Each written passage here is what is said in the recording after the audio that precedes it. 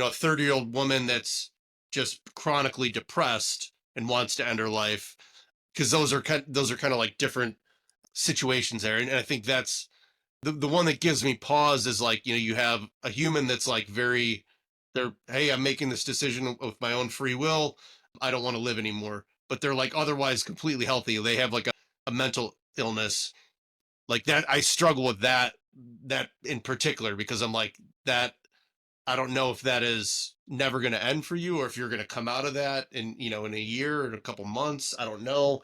That's kind of the limit of my ability there.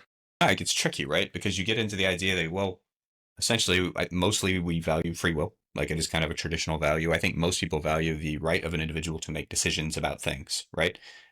But you get into that question of, well, this is a pretty big decision. Is your decision making impaired? It really starts to get hard to suss out exactly whether we should be okay with it or not, because it just gets sticky as hell. You're like, well, the person wants it to happen, but I think the person is overlooking a number of factors.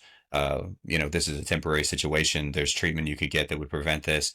But does that override the person's ability to make their own decisions, even Right. in an impaired state?